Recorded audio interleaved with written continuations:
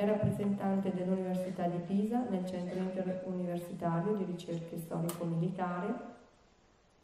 Si occupa di indagare diversi aspetti della storia contemporanea,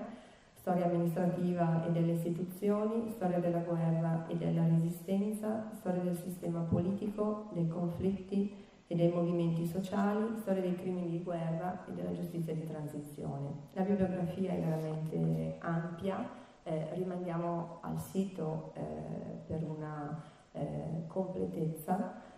Io cito solamente 3 lavori, ma veramente sono pochi. Dal punto di vista del diritto, violenza bellica e punizione dei crimini di guerra, contenuto in Balcani, Europa, violenza politica e memoria del 2017. Lo stato della guerra, la narrazione organizzata e l'estensione della violenza, all'interno del volume 1914-1945, l'Italia nella guerra europea dei 30 anni del 2016, e lavoro e cittadinanza dalla Costituente alla flessibilità, ascesa e declino di un binomio, della Fondazione Feltrinelli del 2017. Ringrazio il professore e gli passo la parola. Bene, consentitemi a mia volta un sintetico e rapidissimo ringraziamento per l'invito a essere qui oggi. Come è stato ricordato, non è la prima volta che vengo a Bergamo, vengo sempre molto volentieri. Mi scuso anche in anticipo perché è possibile che durante il mio intervento io venga attaccato da una tosse da cui non riesco a liberarmi ormai da diversi giorni. E dico subito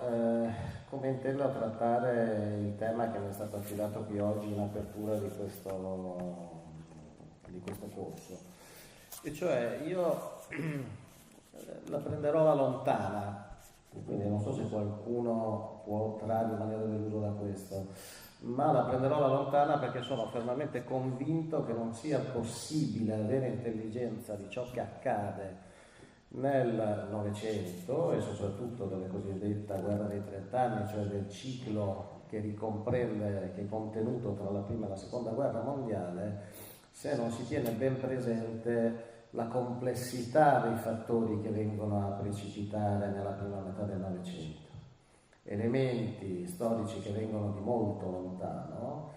e che spesso il fatto che nella storiografia sia dominante una sorta di specializzazione per singolo conflitto, per cui gli storici, ognuno di loro è specializzato nello studiare un conflitto, una guerra. C'è chi studia la prima ed è convinta che sia la guerra che spiega tutto, c'è chi studia la seconda e poggia sulla stessa convinzione, chi si occupa delle guerre napoleoniche neanche guarda dall'alto in basso chi si occupa di Novecento e via discorrendo. La storia della guerra è un po' caratterizzata e connotata da una sorta di monospecialismo per singolo conflitto. Allora io credo che questo sia un atteggiamento che naturalmente è fondato sulle solidi elementi, cioè sulla necessità di cogliere le specificità di ogni singolo conflitto. Credo che sia importante il rigore della ricerca e quindi l'approfondimento e la specializzazione di ogni studioso in una tematica, in un contesto. Credo anche però che si corra troppo spesso il rischio di un eccesso di analiticità e di ricostruzione che rischia di lasciare un po' sullo sfondo quelli che sono gli elementi generali che in età contemporanea finiscono col connotare la guerra e con essere elementi che si ripropongono di contesto in contesto, certo in una combinazione che può variare, ma che è fondamentale questa combinazione per capire poi perché i singoli conflitti assumono determinate caratteristiche. Se allora uno degli interrogativi base di coloro che si occupano di guerra del Novecento è cercare di capire il perché i due conflitti mondiali, il secondo più del primo, ha concentrato in se stessa una portata distruttiva e una quantità di violenza che non sembra essere sempre immediatamente comprensibile o semplicemente riconducibile al fatto che la guerra in se stessa è, ovviamente, dico una banalità, un episodio, un fenomeno permeato di violenza. Ecco, se c'è questo interrogativo di fondo, io credo che noi però non saremmo in grado di dare una risposta esaustiva e soddisfacente se non ragionassimo in una prospettiva di lungo periodo, se non cogliessimo cioè quali sono gli elementi e i fattori che nell'arco di 2 secoli determinano delle specifiche culture della guerra e della violenza. Ed è per questo che ho anticipato il mio ragionamento dicendo partirò da lontano. E partirò da lontano facendo riferimento a un articolo che apparve in tedesco nel 1891, ma che venne immediatamente tradotto in molte lingue, comparirà anche in italiano nel 1892 sulle pagine della rivista di Filippo Turati, La critica sociale, ed era uno scritto di Friedrich Engels che diceva, ripeto, siamo a gennaio, agli inizi del 91, la guerra può scoppiare da un istante all'altro. Si avrebbero la Russia e la Francia da un lato, la Germania, l'Austria, forse l'Italia dall'altro. E questo intervento continuava dicendo: in caso di guerra la Germania prima, la Francia poi, ne saranno il teatro principale. Questi 2 paesi soprattutto ne pagheranno le spese in forma di devastazione. La Germania combatte per la sua stessa esistenza, battuta, schiacciata fra il martello francese e l'incudine russa. Essa dovrà cedere alla Russia l'antica Prussia e le province polacche, alla Danimarca lo Schleswig, alla Francia tutta la riva sinistra del Reno. Così smembrata la Germania non potrebbe vivere se non preparando una nuova guerra di riabilitazione nazionale. In questa guerra 15 o 20 milioni di uomini armati si scannerebbero e devasterebbero l'Europa come mai non fu devastata.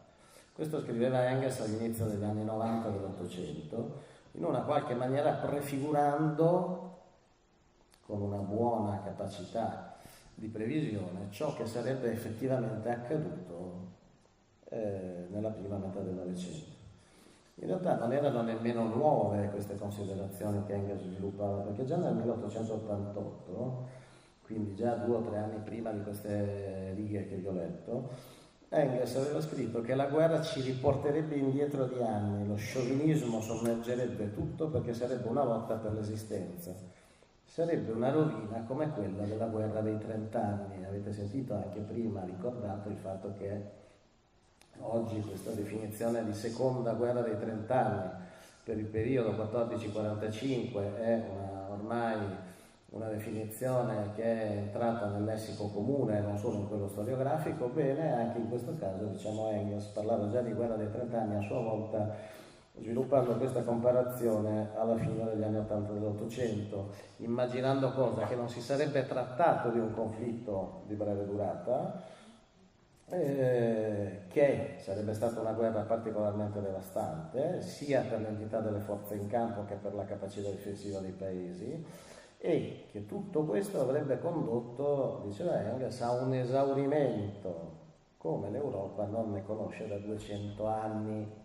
e sarebbe stata l'industria americana a vincere su tutta la linea. Aggiungeva anche,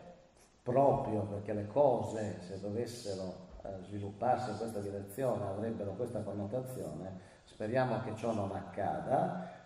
ma, diceva Engels, appena si sparerà il primo colpo, il cavallo prenderà la mano al cavaliere e partirà di gran carriera. Cioè immaginando anche un conflitto che una volta avviato sarebbe stato assai difficile da fermare e avrebbe proceduto a grandissima velocità e intensità, aumentando esponenzialmente il livello di distruzione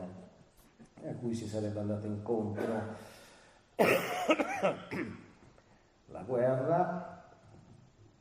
scusatemi un'altra breve citazione, la guerra sarebbe stata l'eventualità più terribile, una guerra, prefigurava Engels, in cui ci saranno da 10 a 15 milioni di combattenti, una devastazione inaudita solo per nutrirli, una soppressione universale forzata del nostro movimento, una recrudescenza dello sciovinismo in tutti i paesi, alla fine un indebolimento 10 volte peggiore che dopo il 1815, un periodo di reazione basato sull'esaurimento di tutti i popoli dissanguati. Questo mi fa orrore. In questo noi abbiamo in fondo, se voi ponete mente a quello che vi ho letto sino a questo momento, quelli che sono tutti gli elementi, i tratti di fondo dell'esperienza europea della prima guerra mondiale, messi a fuoco già nella seconda metà degli anni 80 dell'Ottocento. Allora, perché sono partito da questo? Sono partito da questo naturalmente non per interrogarmi sulle eventualità, sulle eventuali capacità profetiche di Engels, cosa che non ci interessa, ma perché io credo che in sede storica la domanda che noi ci dobbiamo porre, che può essere utile per il nostro ragionamento, è questa, cioè che cos'è che consentiva a Engels di avvicinarsi così tanto nelle sue previsioni a quella che sarebbe stata la realtà effettiva della guerra che sarebbe scoppiata nel 1914 e che addirittura prefigurava la possibilità che a quella prima guerra ne sarebbe seguita una seconda ancora più devastante? Questa capacità analitica e previsionale, che cosa suggerisce a noi oggi che leggiamo queste pagine? Ecco, io credo che questo ci suggerisce, ed era possibile, al di là delle qualità, su cui si può discutere finché si vuole, di Engels, ma era possibile perché? Perché lo sviluppo delle guerre nel corso dell'Ottocento, e anzi già prima a partire dalle guerre napoleoniche, aveva per certi aspetti già predisposto tutti gli elementi e i materiali che rendevano immaginabile e prefigurabile quello che era il profilo della guerra futura, cioè di come sarebbe stata una guerra a venire, una guerra di portata devastante, quella che appunto poi sarebbe stata definita non a caso una guerra totale. Cioè questo tipo di considerazioni erano basate su osservazione di ciò che era accaduto già nel passaggio tra 7 e 800 e di come poi nel corso del XIX secolo, un secolo considerato unanimemente un secolo di pace, questo spesso lo si trova scritto anche nei manuali, i 100 anni della Pax Britannica rispetto all'800, in realtà già prefiguravano e ponevano sul tappeto gli elementi che tutti miscelati e combinati tra loro si sarebbero ritrovati consegnati al Novecento e che nel Novecento avrebbero avuto quegli effetti devastanti che conosciamo. Allora il discorso che io qui farò oggi è diviso in 3 parti, sostanzialmente, un prologo, per così dire,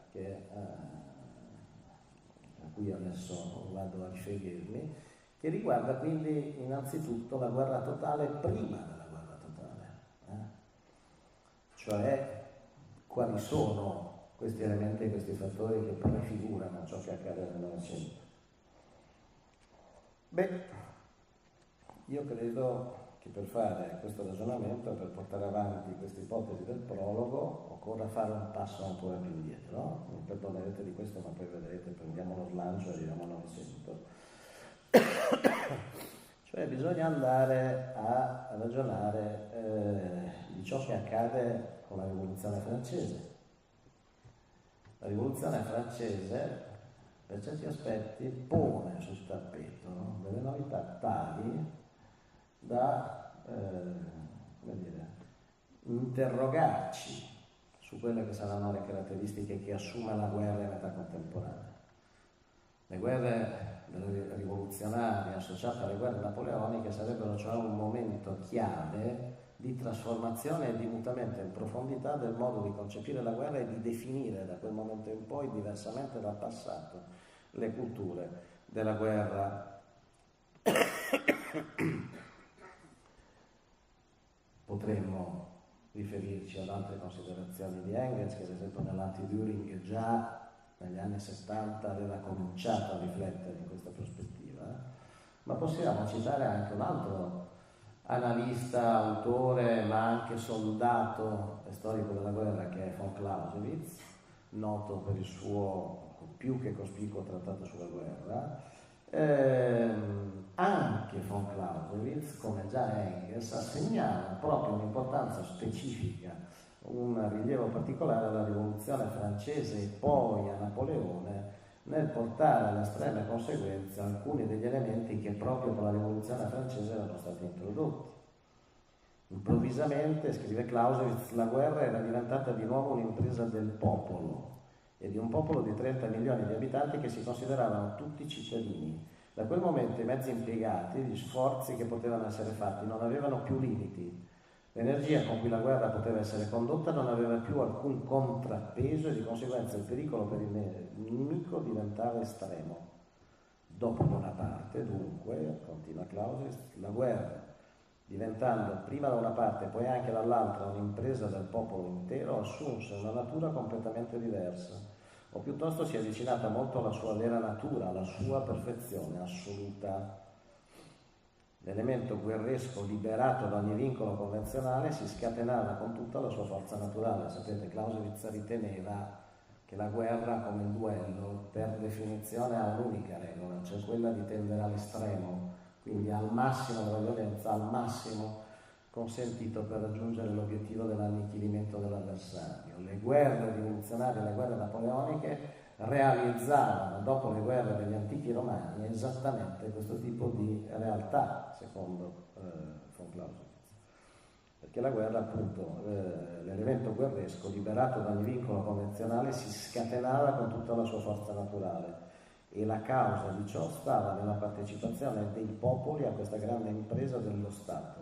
E questa partecipazione corrispondeva in parte alle situazioni create dalla rivoluzione francese all'interno dei singoli paesi, in parte al pericolo da cui si sentivano minacciati tutti gli altri popoli. Cioè un processo rivoluzionario intesa come impresa di popolo, una guerra della rivoluzione intesa come guerra del popolo in armi,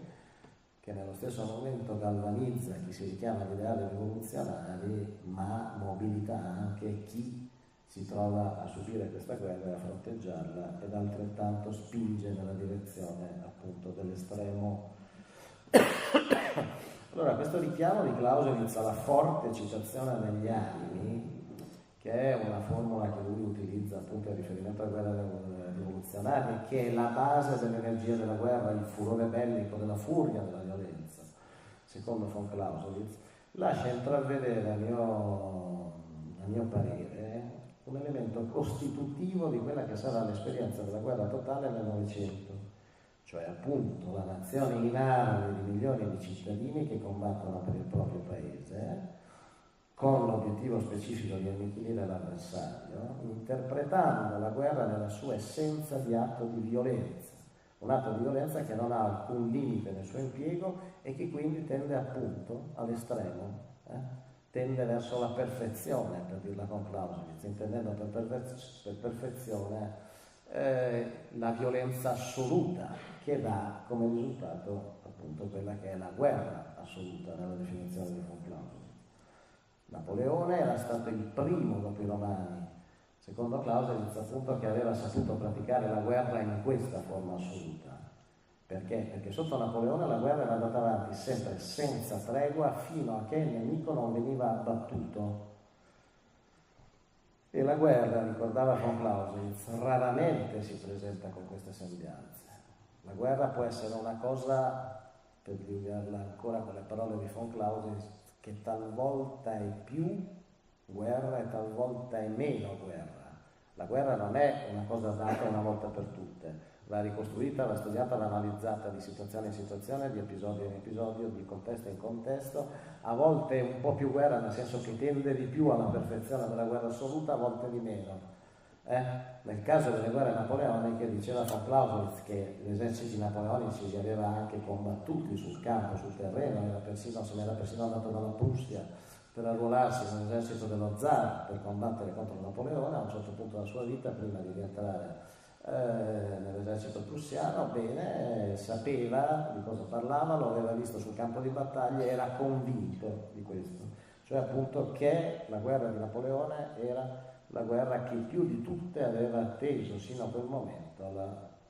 alla forma della guerra assoluta. E questo secondo me è il punto essenziale, uno dei punti essenziali del nostro ragionamento, cioè la guerra muta le sue forme nella storia. Gli storici anche per questo, appunto, come vi dicevo prima, si distribuiscono un po' nello studio delle singole guerre, di ogni singolo conflitto, ma è fondamentale, io credo, per noi, per renderci conto anche delle specificità, ma per renderci conto di che cosa parliamo quando parliamo di guerra, supporre o elaborare un'idea di guerra in sé, perché questo significa non disperdersi in tante cronache delle innumerevoli guerre e cercare di individuare quelli che sono degli elementi di comprensione storica del fenomeno bellico. Da questo punto di vista i riferimenti che qui oggi vi ho fatto sono altri gli autori che potremmo citare, a Engels e a Clausewitz, vanno esattamente in questa direzione, perché Engels e Clausewitz sono due osservatori di guerre specifiche. Clausewitz costruisce tutta la sua teoria della guerra osservando Napoleone, oltre che conoscendo la storia della guerra. Engels sarà anche corrispondente sul campo, ad esempio nella guerra franco-prussiana del 1870-71 con la Pall Mall Gazette di Londra, ma nell'osservazione di come si sviluppano i singoli conflitti cercano di ricavare degli elementi di natura generale di una teoria della guerra che sia una teoria storica, cioè che abbia ben presente come le guerre mutano nel tempo. E ognuno di loro, appunto, era convinto che vi fosse un momento preciso in cui, da un punto di vista generale, la guerra aveva cambiato profilo, e quel momento era il momento della Francia rivoluzionaria e poi della Francia napoleonica, cioè del ciclo delle guerre 1792-1815, che avrebbero cambiato profondamente il modo di intendere la guerra, di fare la guerra, e avrebbero da quel momento in poi avviato a una cultura della guerra che era, come dire, che aveva un nuovo profilo, che cambiava i modi di intenderla e di farla così come si erano visti fino a quel momento. Quella è una fase di cesura. La fase di cesura è data dal momento in cui lo Stato-nazione, o se preferite la nazione in armi, svela tutto il suo potenziale di mobilitazione, direi non solo e non tanto per quanto riguarda gli aspetti materiali ed organizzativi della guerra, ma anche per le questioni di natura politico-ideologica e culturale. Cioè, quello che voglio dire è che la guerra totale non è totale solo in termini quantitativi, pure assolutamente essenziali, quindi risorse impiegate, uomini mandati a combattere, civili che diventano vittime del conflitto, quantità di armi prodotte, eccetera, eccetera, eccetera. Ma la guerra diventa totale anche in termini qualitativi, perché lo Stato-nazione in età contemporanea organizza e integra tutti gli ambiti della vita collettiva, penetra nella sfera sociale, politicizza e statalizza la vita sociale. In questo senso io credo andrebbe compresa e interpretata la famosa definizione di Clausewitz della guerra come atto politico,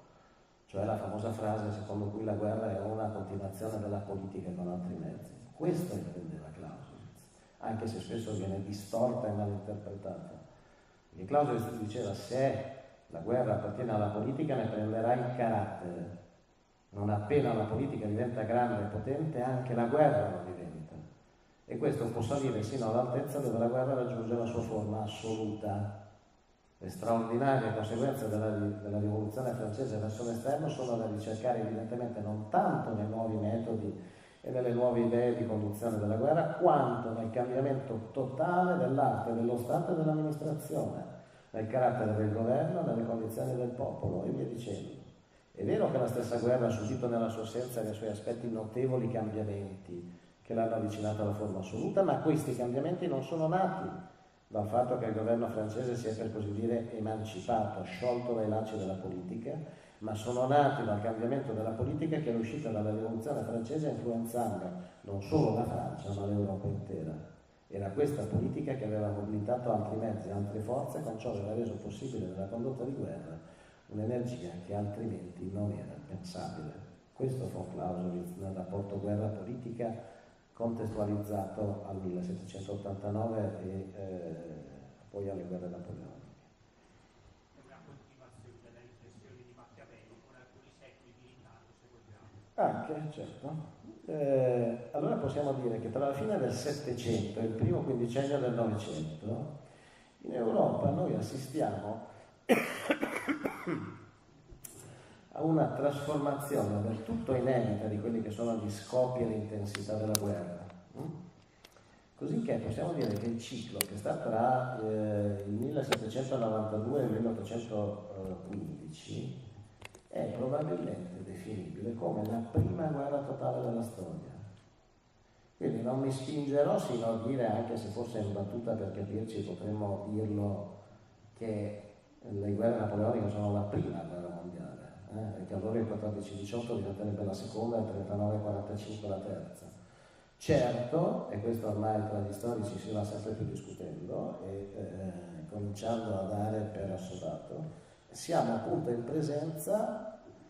con le guerre rivoluzionarie e le guerre napoleoniche, della prima guerra totale della storia, che è una definizione che noi dobbiamo intendere come applicabile al modo di praticare la guerra in una condizione appunto di impegno totalizzante e, aggiungo, essenziale per capire cosa succederà nel Novecento, anche di abbandono di quelli che sono i freni inibitori della violenza e di incapacità di regolare la violenza. È il periodo che coincide con la vita di Napoleone, quello di cui stiamo parlando, in quel periodo, a cavallo tra il 7 e l'800, si viene cioè elaborando, io credo, una nuova cultura della guerra, in cui la guerra cessa di essere vista come una parte dell'ordine sociale e comincia a diventare qualcosa di completamente separato. È da questo momento che le forze armate diventano sempre di più qualcosa che è una sfera separata dalla società, nella quale il militare definisce dei valori e delle norme che sono distinte da quello del civile. Quando nel 1793 noi assisteremo alla levée en masse, la prima leva di massa della storia, è solo in apparenza che questo annulla la distinzione tra civile e militare. Cioè il cittadino che è chiamato a difendere in divisa, indossando la divisa, il proprio territorio nativo, la propria nazione, lo spazio che delimita l'esercizio dei diritti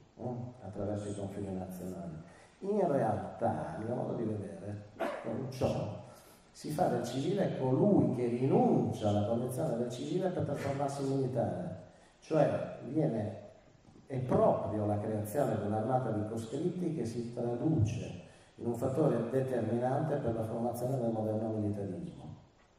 In questo senso la rivoluzione francese afferma con forza la necessità dell'unità della direzione politico-militare, al di là dei diversi punti di vista, quello di Carnot, quello di Saint-Just, potremmo discutere, ma non siamo qui per parlare di rivoluzione francese, e sarà proprio Napoleone a realizzare questa fusione di politico e militare, a riprova che l'iniziativa è passata di mano dai politici e ai militari. Il periodo quindi 1792-1815 consegna, insomma, a mio modo di vedere, un nuovo modo di concepire e praticare la guerra, che contiene in se stesso quelli che sono grandissima parte dei fattori costitutivi delle guerre totali del Novecento, perché abbiamo la creazione di un'armata di soldati cittadini, che trasforma in profondità la visione del militare e afferma la potenza del numero, i grandi eserciti di massa del Novecento. C'è un intreccio forte tra direzione politica e comando militare. Si raffigura ancora, ulteriore elemento, la guerra come una sorta di crociata ideologica che riunisce in se stesso sia una concezione sociale, ma anche una forma di violenza istituzionale e un progetto di dominazione imperialistica. Ancora in quelle guerre si afferma la disponibilità a superare il limite nel ricorso alla violenza in una guerra che viene concepita non più come una guerra, diciamo, la guerra dei re, la guerra di gabinetto, come veniva chiamata nel Settecento, cioè guerre limitate per questioni limitate, per spostare il confine o per singole questioni. No, qui siamo in presenza di una guerra che viene intesa come guerra di annientamento, come guerra proprio di annichilimento dell'avversario. In più aggiungerei, altro fattore determinante, il fatto che da questo momento in poi c'è sempre una più stretta relazione tra nemico interno e nemico esterno. Il tema delle guerre civili diventerà un fattore dominante. Scusate. Fatto questo prologo, allora cerchiamo di capire, passiamo all'intermezzo, cioè come si definisce questa cultura della guerra nel corso dell'Ottocento, quali sono i passaggi che accumulano, diciamo, su questa base, su questo elemento, su questo momento di cesura nel passaggio tra 7 e 800, gli elementi che poi vedremo essere operativi in maniera così macroscopica nelle guerre del Novecento. Beh, la società europea è stata devastata dalle guerre del ciclo 92-15, no? Le monarchie hanno paura, i cittadini hanno paura del principio della nazione in armi, gli eserciti di coscritti in Europa vengono sciolti dappertutto o comunque in gran parte ridimensionati. Sembra, dopo il 1815 e dopo Napoleone, che in realtà stiamo tornando proprio a quelle guerre limitate, a quelle guerre appunto di gabinetto, come venivano dette, che non sono più quel conflitto assoluto che Napoleone aveva mostrato. La guerra di Crimea o la seconda guerra di indipendenza italiana sembrerebbero essere esattamente degli esempi che calzano a perfezione nella definizione della guerra di gabinetto, cioè guerre che sono scatenate per degli scopi politici mirati in una logica di scontro di potenza nel contesto europeo. Ma in realtà, pensiamoci bene, sono guerre in cui per la prima volta viene coinvolta l'opinione pubblica, così come non era successo mai prima. Pensate, la guerra di Crimea è la prima che è seguita e raccontata dai corrispondenti di guerra ed è la prima che viene fotografata, è la prima guerra di cui abbiamo delle immagini fotografiche. E si accende in tutta Europa una discussione molto forte su quelle che sono le dure condizioni di vita e di combattimento dei soldati. E la discussione diventerà talmente forte e agirà talmente in profondità che questo provoca anche sdegno e sconcerto in tutta Europa. Pensate solo, nel caso appunto ad esempio della seconda guerra di indipendenza italiana, alla pubblicazione della memoria di Henri Dunant, se ne è parlato anche recentemente, che era stato presente sul campo di battaglia di Solferino e racconta la condizione dei numerosissimi feriti che erano abbandonati a se stessi dopo la battaglia. Ed è un libro che suscita un tale scalpore in tutta Europa che è considerato la precondizione per la fondazione della Croce Rossa di lì a 2 anni dopo, che nasce con la Convenzione di Ginevra del 1864. Ma possiamo anche pensare, ai resoconti di guerra di William Russell, che racconta ad esempio la battaglia di Balaclava e le condizioni di combattimento nella guerra di Crimea dei soldati inglesi. Seguono delle polemiche ferocissime sulla stampa inglese che porteranno alle dimissioni del governo di Hamilton Gordon e via dicendo. Cioè, abbiamo in questo caso l'importanza dell'opinione pubblica. Ricordiamoci anche, per fare un altro esempio, di elementi che cominciano a predisporsi sul terreno e che vedremo operare nel Novecento, che in Crimea per la prima volta abbiamo il ricorso alla trincea, che era stata immaginata per proteggere le vite dei soldati e che invece ben presto si rivela una trappola, la trasformazione appunto della battaglia in una guerra di posizione. I racconti di Sebastopoli e di Tolstoi da questo punto di vista sono meglio di molti saggi storici a restituirci il senso di quell'esperienza. Cioè, io credo che possiamo dire che è dagli anni 60 dell'Ottocento che si cominciano a rivelare appieno quelle che sono le conseguenze dei mutamenti che si erano avviati con le campagne della Francia rivoluzionaria napoleonica, che però adesso operano in un nuovo contesto sociale. Quindi quando parliamo ci riferiamo ad esempio alla guerra civile americana oppure alla guerra franco-prussiana, alla guerra di unificazione tedesca. Quelle guerre in fondo recano in se stesse tutti gli elementi della guerra di popolo. Questa volta però, in contrasto con ciò che era accaduto con le guerre precedenti del 1815, la guerra di popolo è condotta nell'epoca dell'industrializzazione. L'industria americana e l'industria tedesca sono fattori determinanti di quelle due guerre. Questo fa sì che i parametri della guerra moderna si ampliano e ampliano sempre di più il conflitto tra Stato e società, che cambia la qualità di queste guerre. E le novità che si vedono poi nelle guerre combattute concretamente riguardano moltissimi aspetti. Quindi la rilevanza degli apparati ideologici e di propaganda che alimentano il nazionalismo, ad esempio. L'importanza che viene assegnata alla condivisione delle ragioni della guerra da parte dell'opinione pubblica, come citavo poco fa, la coscrizione di massa, il fatto che noi assistiamo a una mobilitazione integrale della società in guerra, l'introduzione delle armi automatiche, ad esempio la mitragliatrice sui campi di battaglia della guerra civile americana, il ricorso ai bombardamenti delle aree urbane, come faranno i tedeschi con il bombardamento su Parigi nella guerra franco-prussiana, l'utilizzo della ferrovia per spostare rapidamente quelle che sono grandi masse di uomini, il fatto che sempre di più noi assistiamo all'estendersi di forme di guerra irregolare e di guerriglia. E il termine guerriglia, come è noto, viene dallo spagnolo guerriglia ed era stato per la prima volta visto sul campo nel 1812 e subito dalle armate napoleoniche nella Spagna. Se non ricordo male, molti dei futuri fuorilegge del Far West erano proprio ex soldati sudisti Esattamente, nella guerra civile americana l'uso di uomini e di bande che rasentano anche la natura criminale o dietro le linee, da questo punto di vista è appunto un esempio di queste forme di guerra irregolare e di guerriglia. Aggiungo ancora il fatto che noi assistiamo in queste guerre a delle vere e proprie strategie di guerra che vengono definite ai danni delle popolazioni, che sono ed iniziano ad essere fatte oggetto in maniera sistematica di pesanti e sanguinose repressioni quando si oppongono all'occupazione straniera del territorio. Da questo punto di vista la guerra franco-prussiana è un altro scatto, è un altro balzo in avanti di queste trasformazioni, concentra in se stessa la guerra del 1870-71 molti di questi elementi, in cui la dimensione industriale e l'applicazione della tecnologia alle tecniche degli armamenti diventano fondamentali per accrescere l'impianto distruttivo. Ma questa tecnologia produttiva si applica ad aumentare la portata devastante delle armi perché? Io credo anche perché sempre maggiori sono i numeri dei combattenti sui campi della battaglia e perché gli orizzonti di guerra tendono ad ampliarsi sino a ricomprendere quelli che noi oggi chiameremo nuovi target, cioè nuovi obiettivi. Appunto, dicevo prima, la mitragliatrice che fa la sua comparsa durante la guerra civile americana, allora certo,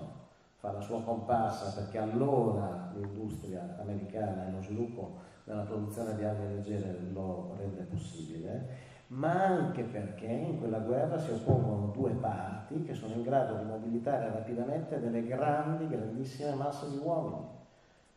e che sono in grado entrambe di attivare un notevole apparato economico. Detto in altri termini, ciò che cosa significa? Significa che sui campi di battaglia si pone il problema di come mettere fuori combattimento, o diciamo anche più direttamente e esplicitamente di come uccidere, quanti più avversari e il più rapidamente possibile nel quadro di una mobilitazione che è sempre più pervasiva all'interno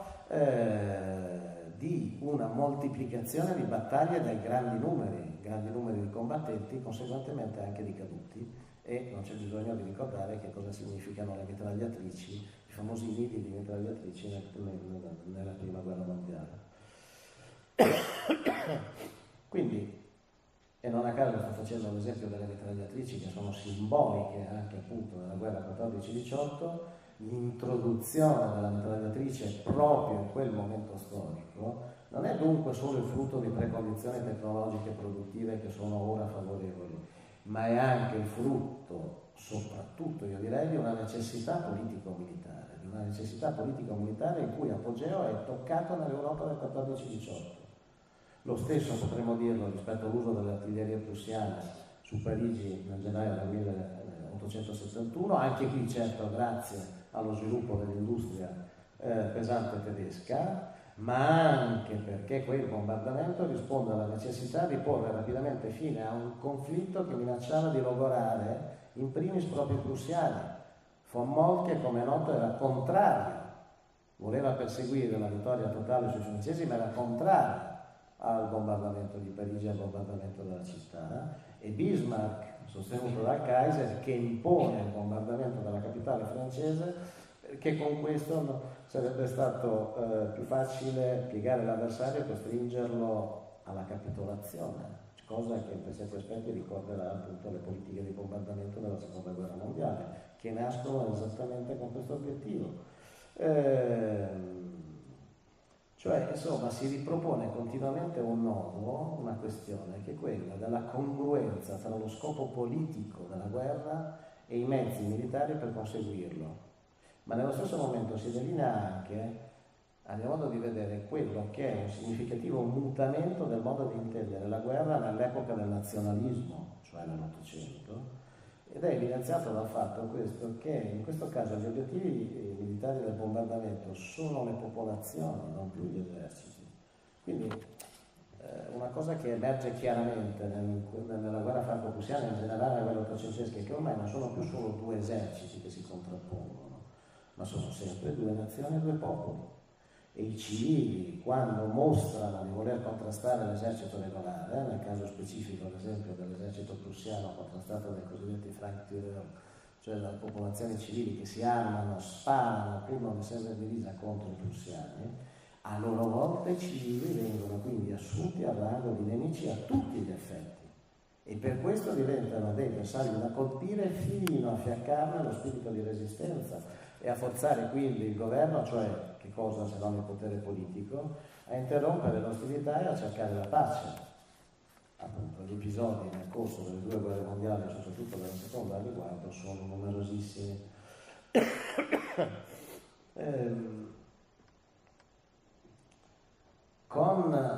Tra l'altro, ricordiamoci che con la questione dei Frankführer, cioè dei civili che combattono, che quindi che praticano una guerra irregolare, non una guerra regolare di eserciti,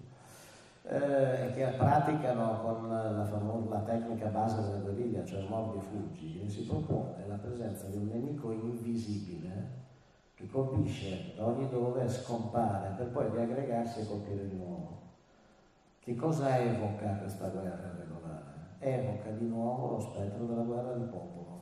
che è un incubo nella cultura di guerra tedesca, ma è che è un incubo nella cultura di guerra degli eserciti regolari in Europa. E badate bene che questa cosa ce la ritroveremo costantemente nelle guerre successive. E voi pensate che cosa accadrà nella guerra anglo-boera in Sudafrica a fine 800 inizio 900, quando gli inglesi si trovano di fronte alla guerriglia che i boeri conducono su un territorio che conoscono a menadito e che difendono perché è il loro territorio. E ricordiamoci sempre che il guerrigliero, il partigiano, come è definito da Carl Schmitt ad esempio, la sentinella della terra. Qual è una delle caratteristiche del combattente partigiano? È quella di difendere un territorio che conosce, che quindi si muove con più rapidità, si muove con più consapevolezza delle condizioni di movimento e difende qualcosa di suo, qualcosa a cui è legato da interessi e da identità. I boeri,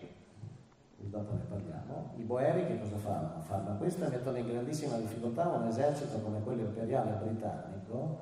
che ha mandato là decine di migliaia di uomini, e gli inglesi a un certo punto che cosa fanno? Applicano la tecnica della terra bruciata.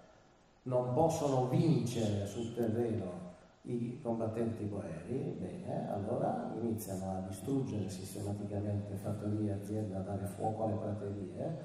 prendono le mogli e i figli dei boeri e li mettono nei campi di concentramento dove moriranno a centinaia, a migliaia queste donne e questi bambini, provocando tra l'altro una discussione pubblica in Inghilterra ferocissima e un contrasto interno al mondo politico e culturale inglese proprio sull'applicazione di queste tecniche. Però i boeri vengono messi in ginocchio da questa tecnica, e queste tecniche sono le stesse che ritroveremo applicate ad esempio nel corso della seconda guerra mondiale dalla Wehrmacht in tutta Europa per contrastare la guerra partigiana, che praticamente ovunque la Wehrmacht si presenti come forza di occupazione dei territori incontra tanto a est come a ovest.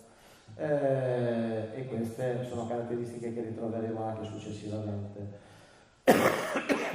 Questo per dire che ad esempio quando noi parliamo delle violenze della seconda guerra mondiale e anche delle popolazioni civili che vengono realizzate appunto dall'esercito tedesco, noi dobbiamo costantemente rifarci agli incubi, a materiali dell'immaginario che si è elaborato nelle culture di guerra, che risalgono alla rappresentazione, a quel fantasma sovversivo della guerra di popolo che è della rivoluzione francese, che è percepita come una grave minaccia ai fondamenti della cultura della guerra e del militarismo,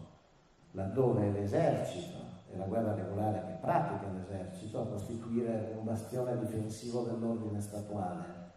contro una società che è rappresentata, guardata, vista, proposta come una società costantemente in preda delle passioni e delle divisioni, e quindi di cosa se non del disordine.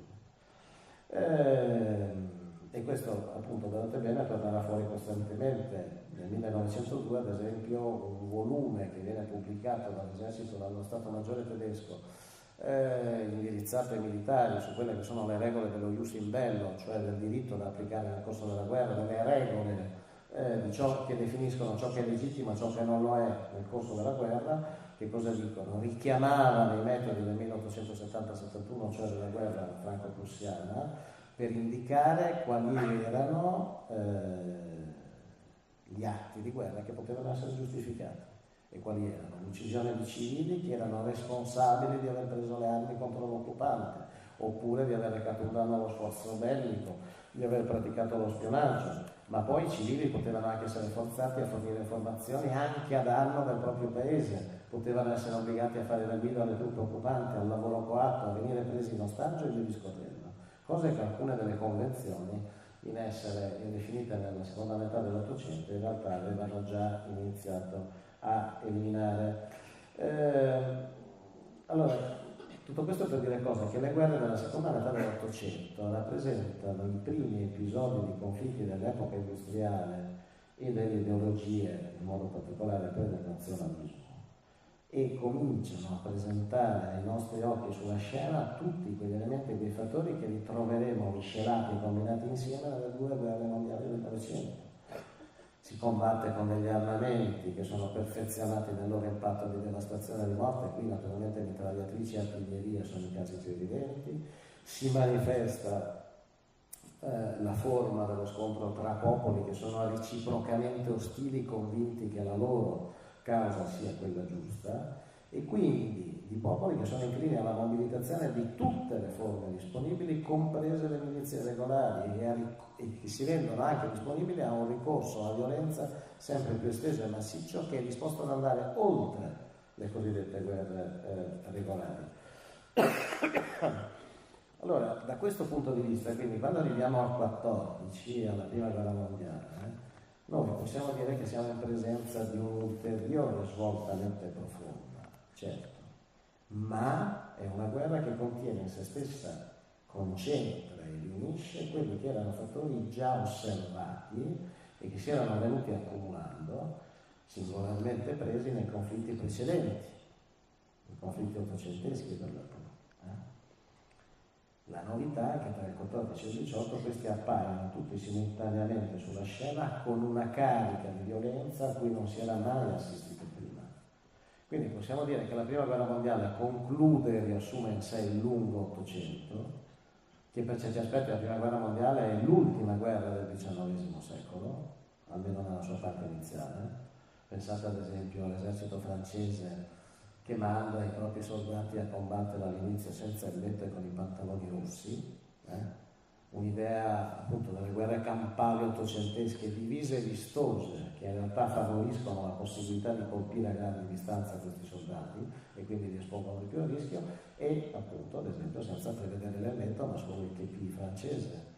quindi un'idea ottocentesca di guerra, poi verrà rapidamente cambiata nel corso del conflitto. E questo che cosa ci dice quindi? Guerra che inizia, diciamo, come ultima guerra dell'Ottocento, ma che poi man mano che si sviluppa e concentra, incarna tutte quelle caratteristiche che abbiamo visto si sono andate accumulando nel corso dell'Ottocento,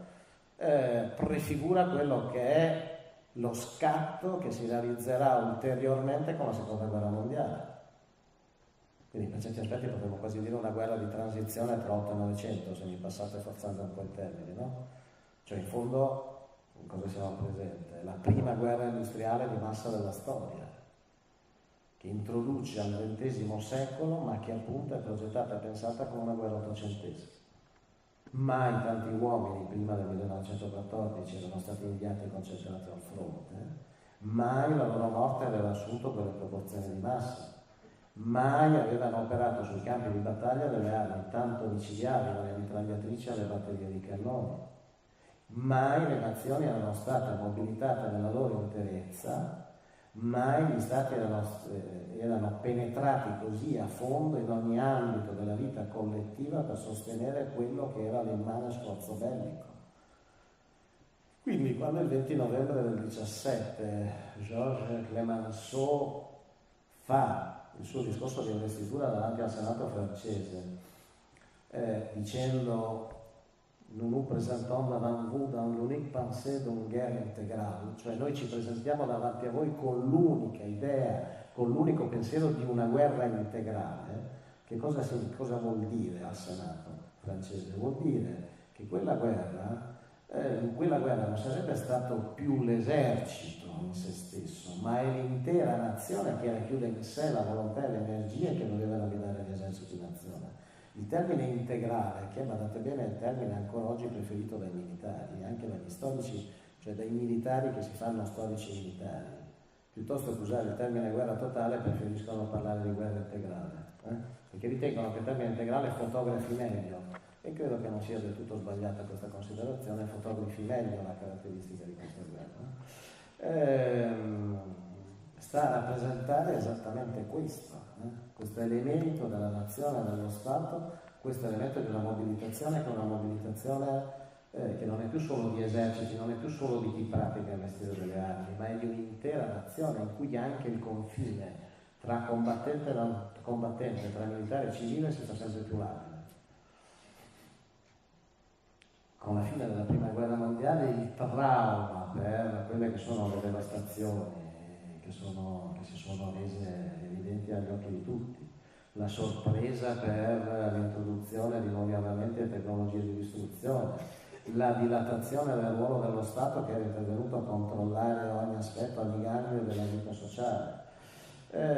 fanno sì che gli osservatori, coloro che immediatamente il giorno dopo la fine della guerra iniziano a scrivere delle caratteristiche del conflitto e di come sarebbe stato il conflitto a venire, perché è unanime in tutta Europa, ma anche negli Stati Uniti, l'idea è che la prima guerra mondiale è rimasta una guerra che si è chiusa ma non conclusa, che ha lasciato aperto talmente tanti problemi e si è talmente consapevoli che è cambiato radicalmente il modo di fare la guerra, che immediatamente andate a guardare i cataloghi delle biblioteche di mezza Europa, voi trovate decine di libri che ragionano su come sarà la guerra futura, cioè la guerra che segue la prima guerra mondiale. Scusate.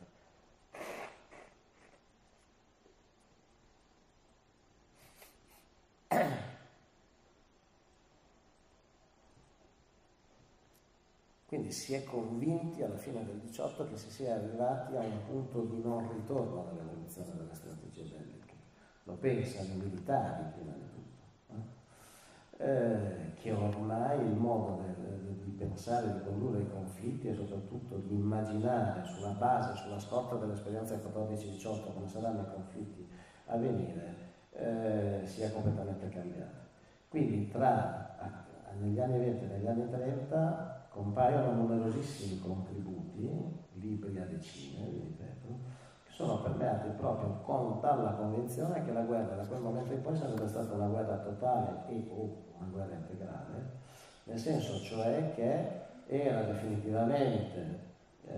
sancito il fatto che la guerra avrebbe coinvolto la nazione in se stessa, non più l'esercito. Era la nazione come apparato economico-industriale che sarebbe entrata in guerra e che avrebbe gestito la guerra. E le nuove armi, in primo luogo l'aereo, sarebbero state fondamentali per definire e inventare in profondità le nuove strategie. In Italia, ad esempio, esce nel 1922 un libro che è intitolato La nazione organizzata, un libro scritto da un tenente colonnello, non molto noto neanche oggi, uno di quelli che erano cosiddetti gli ufficiali innovatori, che si chiamava Natale Pentimalli, in cui si diceva che cosa sostanzialmente? Si diceva esplicitamente, vi leggo due righe, scusatemi dall'ennesima citazione: la Grande Guerra dimostrò che l'esercito combattente è non già l'essenza della forza militare dello Stato, ma soltanto l'estrinsecazione di essa, ossia l'esercito di guerra è ora l'arma gigantesca che tutta la nazione concorre a forgiare, arma buona o cattiva, poderosa o insufficiente a seconda delle caratteristiche della nazione. Esso nell'offesa è la clava che abbatte, sì, ma solo in relazione al grado di robustezza intrinseca del paese. Il problema non è più l'esercito, non è l'investimento sull'esercito in se stesso, il passaggio chiave, si dice Pentimalli, ma è la capacità di mobilitazione della nazione e dello Stato e di un intero paese a garantire la vittoria e portandosi dietro quindi anche la capacità dell'esercito di essere appunto una clava. Nella difesa, conclude Pentimali, è lo scudo elastico cui il lavoro della nazione, perenne ricostitutore delle sue 1000 molle, conferisce carattere di infrangibilità. Cioè appunto non è più l'esercito, ma è la nazione il luogo che racchiude in se stessa tutte le volontà e le energie che sostengono l'esercito. Cioè la grande guerra, sostiene Pentimali, ma appunto decine con lui di analisti e di osservatori dell'epoca, ha messo in evidenza che c'è stata una totale inversione dei rapporti tra la nazione e l'esercito. Non è più la forza dell'esercito che tutela la nazione, ma è la nazione in se stessa che consente la possibilità di affrontare la guerra. A questo punto, non a caso il titolo del libro di Pentimali era La nazione organizzata, perché per vincere la guerra cosa serve? Serve una nazione organizzata. Perché ciò che è importante non è tanto l'organizzazione dell'esercito in se stessa, ma quella della nazione nel suo insieme, dentro la quale sta anche l'esercito. Un altro ufficiale molto noto dell'epoca, che ancora oggi viene studiata nell'Accademia Militare, anche nell'Accademia Militare ad esempio degli Stati Uniti, West Point, che è considerata un po', come dire, una scuola d'élite degli ufficiali dell'esercito statunitense, ancora studiano e hanno in lettura e in analisi i libri di Giulio Douhet, generale italiano, che aveva avuto vicende un po' tormentate nel corso della Prima Guerra Mondiale, era stato anche in un certo momento messo in carcere per le sue critiche allo Stato Maggiore e al governo. Ecco, lui scrive 2 testi, nel 1923 La difesa nazionale e nel 1928 Il problema della guerra integrale, in cui Douhet preconizza che cosa? Che le guerre future avrebbero messo in discussione l'esistenza stessa delle nazioni. Quindi, nel caso poi dell'Italia a cui Douhet si rivolgeva, una nuova guerra, la guerra che si dava per scontato ci sarebbe stata di lì a non molto, avrebbe assunto quindi il carattere di difesa nazionale. Quindi le nazioni dovevano prepararsi a buttare nella lotta tutte le loro risorse. Dice Douhet, di conseguenza necessita predisporre l'utilizzazione di tutte le risorse nazionali in ordine alla guerra. Non basta più preparare la mobilitazione delle forze armate, occorre preparare la mobilitazione della nazione, sempre naturalmente con la M maiuscola. Bisogna provvedere fin dal tempo di pace accuratamente e ordinatamente una conveniente mobilitazione civile, ossia la messa in valore a scopo bellico di tutte le attività nazionali. Cioè la nazione doveva diventare una grande macchina che preparava la guerra e che era predisposta e che mobilitava già in tempo di pace tutte le risorse disponibili del paese per la guerra. In questo senso quindi il problema non era tanto armare la nazione, ma tenerla costantemente preparata perché il conflitto ci sarebbe stato. E qui che viene fuori appunto l'importanza di quella definizione di guerra integrale che appunto abbiamo visto era stata usata da Clemenceau nel novembre del 1917.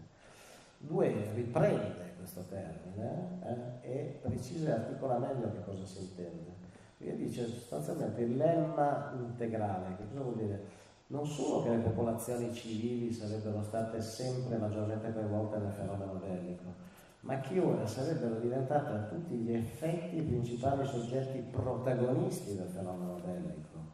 attive perché dovevano essere gli elementi di propulsione della mobilitazione della nazione, passive perché in questo ruolo primario non avrebbero potuto evitare di assurgere al rango di obiettivi dell'azione bellica. Quindi la piena partecipazione dei civili alla mobilitazione che già si era vista nella guerra 14-18 avrebbe condotto in un prossimo e ravvicinato futuro a farne dei bersagli strategici ed esposti nella loro vulnerabilità alla violenza di guerra. Ricordiamoci che Douhet è tra i primi e più sistematici teorici dell'uso dell'arma aerea,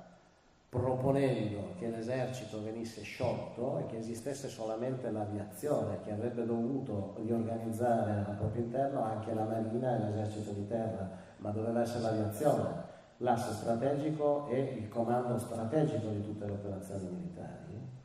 Ma non solo Douhet proponeva questo, non a caso i libri di Douhet negli anni 30 saranno prefatti da Italo Balbo, non a caso, no? Il maresciallo dell'aria, ma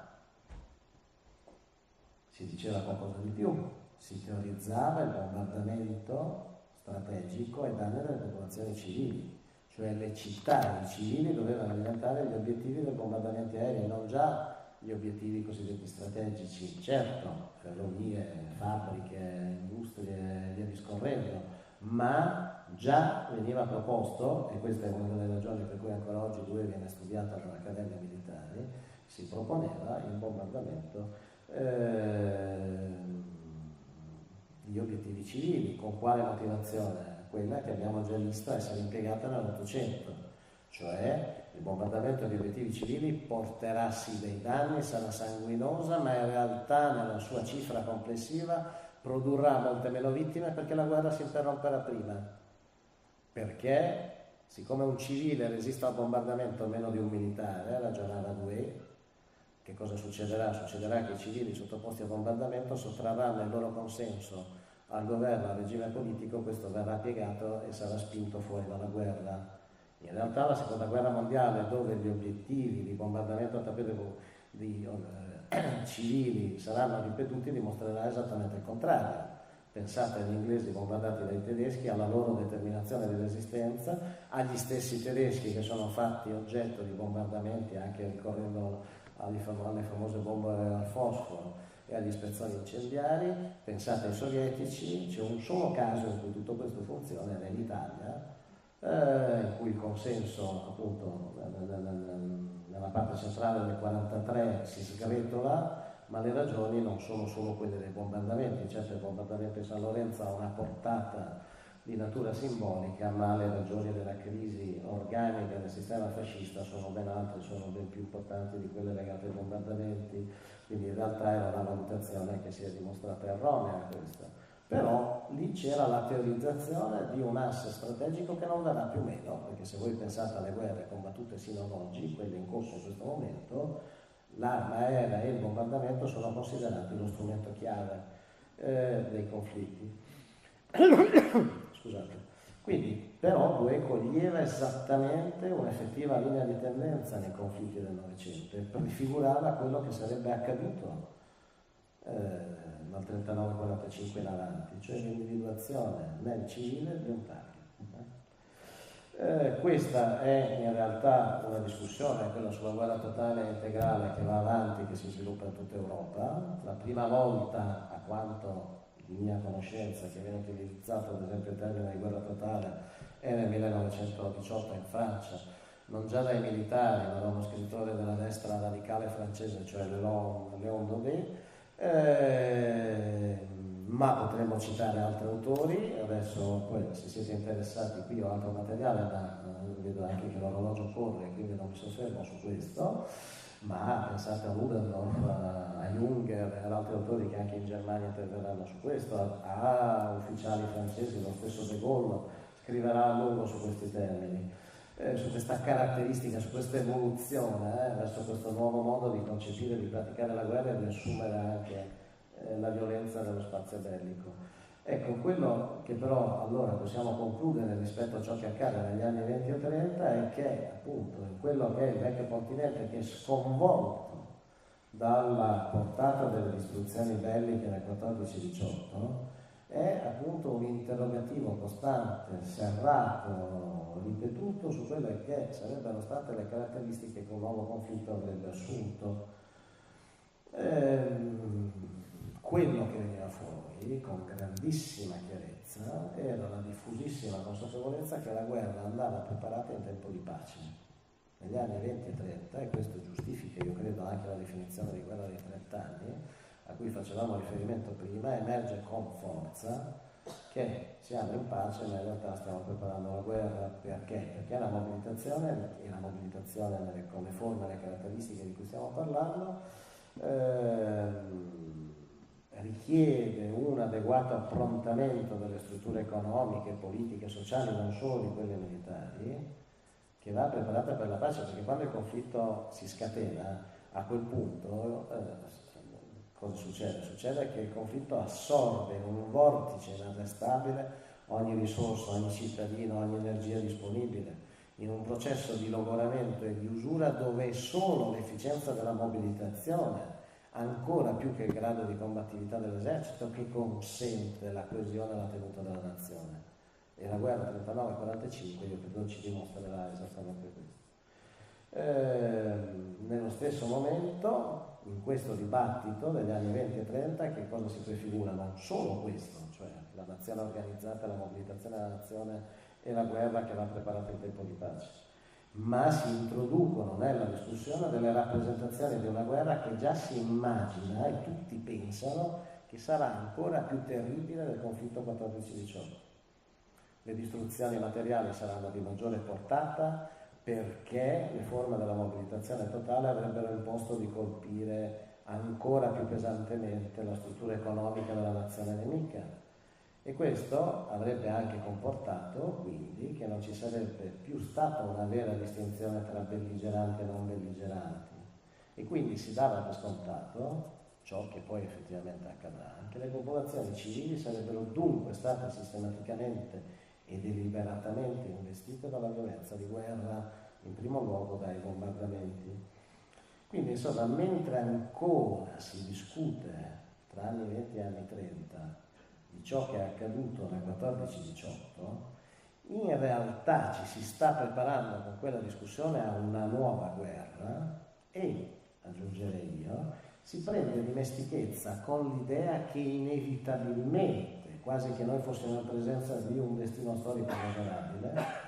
quella guerra futura che sarebbe arrivata di lì a poco sarebbe stata ancora più terribile, feroce e mortale del 14-18.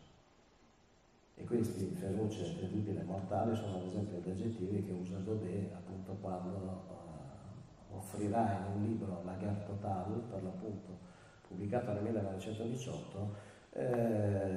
definirà che cos'è la guerra totale, invitando tutti a prepararsi a quell'avvenienza.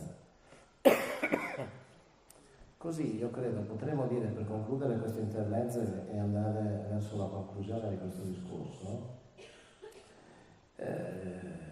quello che succede un po' paradossalmente è che per trarre lezione da quanto era accaduto, quindi per individuare anche quella che era stata la recente esperienza bellica del 14-18 e quindi non farsi trovare impreparati, noi in realtà stiamo progettando delle nuove strategie distruttive nella convinzione che un'estrema violenza concentrata nel tempo e nello spazio avrebbe garantito una vittoria rapida, con l'illusione che questa in realtà potesse consentire un minor tributo di sangue e di devastazione. Quindi, e in questo sta il paradosso, io credo, si paventano dei nuovi orrori, ma mentre si fa questo, che cosa si fa? In realtà ci si familiarizza con l'idea che la guerra sarà ancora più distruttiva e con la rappresentazione di questo.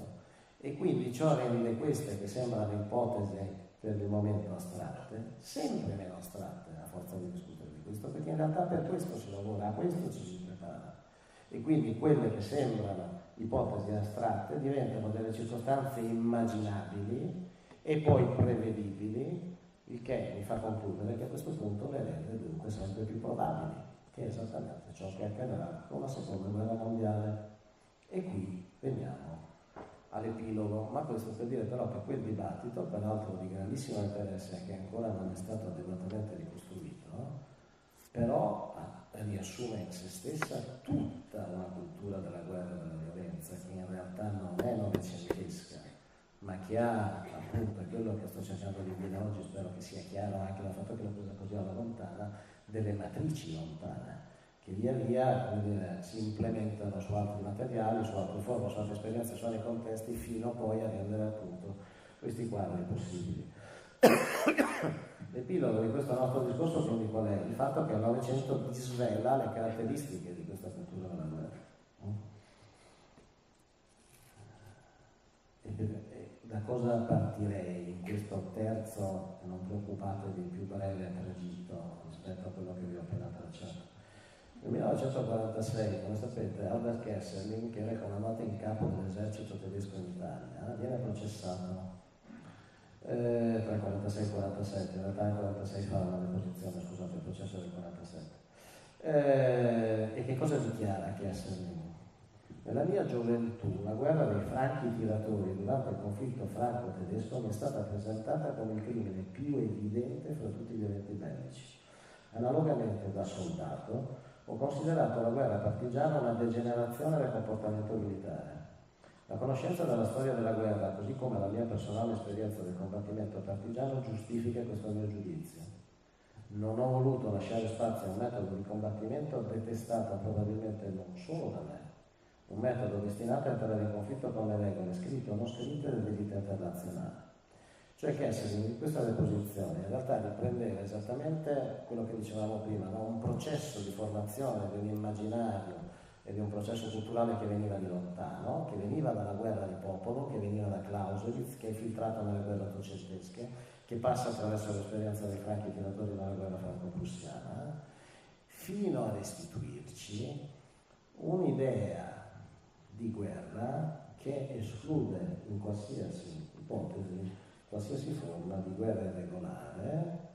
in questo modo legittimando qualsiasi tipo di violenza, perché poi le dichiarazioni che Kesselring renderà rendono evidente a questi ufficiali inglesi che lo stanno interrogando, rendono evidente questa conclusione, giustificherà la repressione più brutale. Non a caso gli inglesi, i tedeschi, gli ufficiali tedeschi processati per crimini di guerra si richiameranno costantemente alla guerra in dopoguerra, alle repressioni in Irlanda dell'esercito inglese, dicendo in fondo voi cosa venite a contestare a noi, che è esattamente quello che tutti gli eserciti regolari fanno, voi per primi.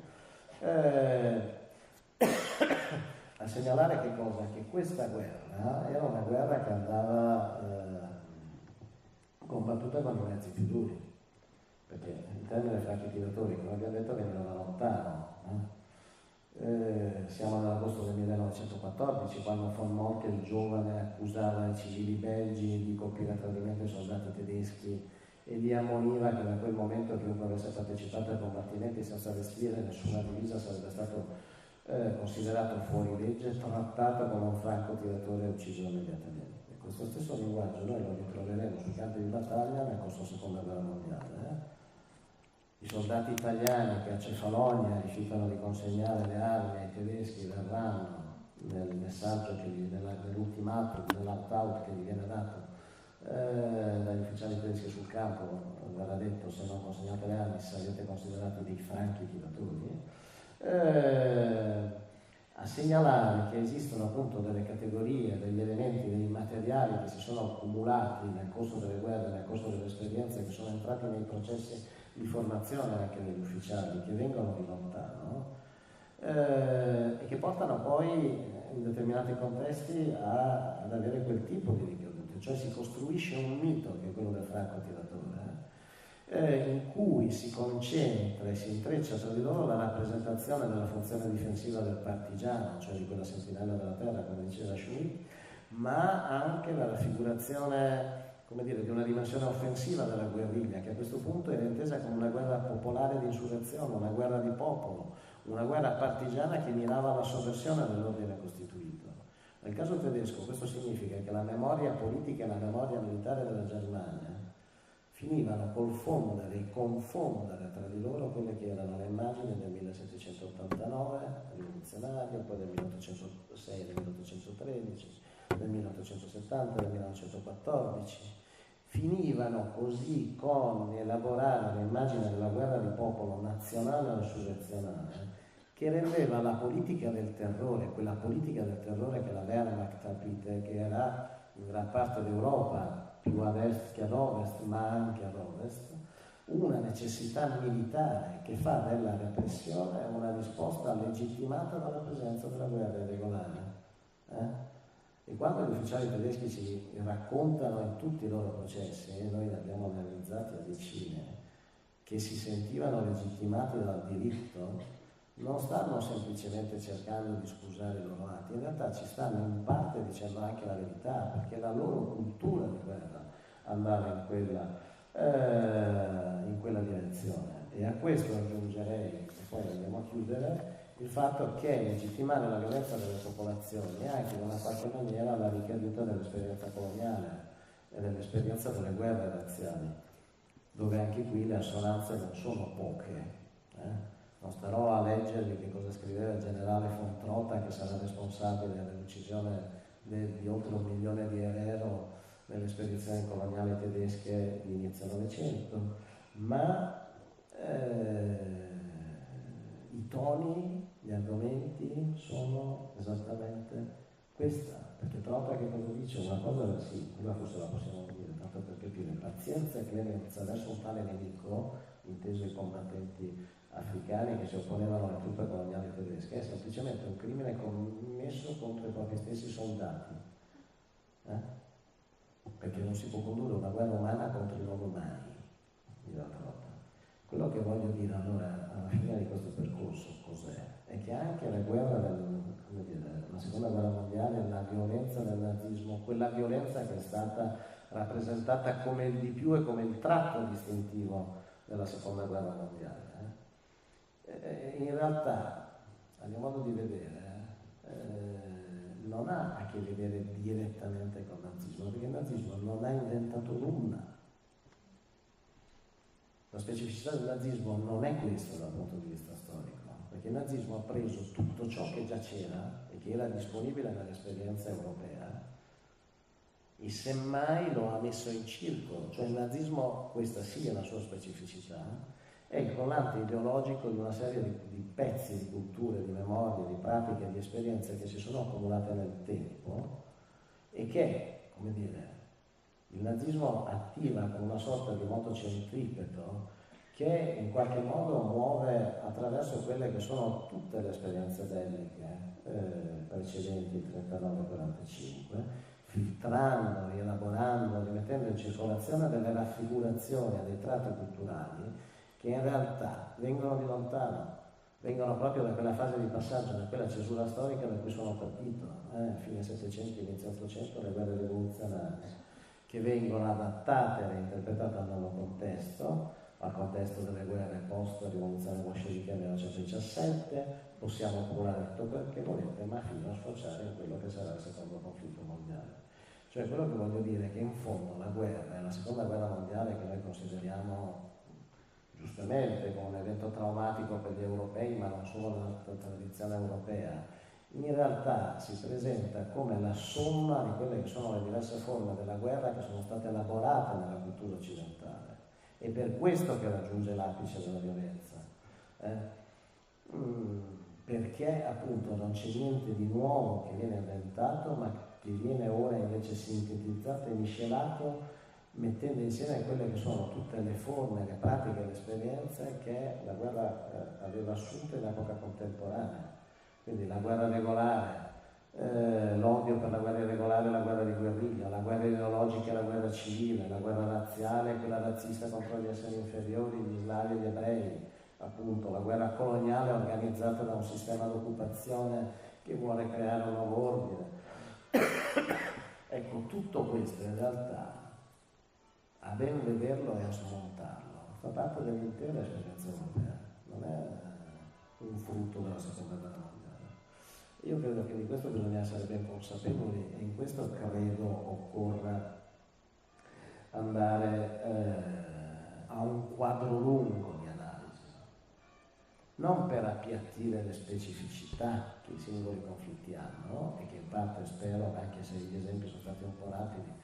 di avervi richiamato e illustrato, no? Ma perché proprio quelle singole specificità, ciò che rappresentano nel costruire nuove esperienze, nuovi modelli, nuove pratiche, nuovi modi di guardare alla guerra, agli obiettivi della guerra, alla violenza che è legittimata, in che forma, in che modo, in quale quantità all'interno della guerra. Poi, di contesto in contesto, di passaggio in passaggio, consentiranno quel di più di violenza che è rimasto nella memoria consegnato all'esperienza del 39-45. Ma se noi non andiamo a cogliere la genealogia e gli aspetti di lungo periodo, noi non siamo neanche in grado fino in fondo di spiegarci il perché, non siamo in grado di capire che non è un'esplosione di follia collettiva, soprattutto allontaniamo da noi un'esperienza, una cultura, un'esperienza storica dell'Europa che in realtà non si è conclusa con 1945, che è andata avanti nelle guerre coloniali che gli europei hanno fatto dopo il 1945 e che per certi aspetti ancora oggi alberga nella nostra cultura e anche nelle nostre forme di civiltà, compreso il diritto, un diritto che non ha ancora definito e stabilito che differenza c'è tra un civile e un combattente, perché non la trovate da nessuna parte questa definizione, trovate solo delle definizioni, come dire, di statuto speciale di alcuni civili, gli uomini, che ne so, i religiosi, gli uomini che fanno assistenza medica e via discorrendo, ma non una definizione civile di che cosa è legittimo, di che cosa no, di quanto la guerra irregolare è legittima oppure no, e di che cosa distingue la guerra partigiana da una guerra terroristica. Anche questo è tema di grandissima attualità. Per questo io credo che è uno sguardo storico, uno sguardo di lungo periodo, uno sguardo genealogico che sappia comporre dei grandi quadri, forse può essere una qualche utilità anche a comprendere l'oggi e non solo ieri. Grazie.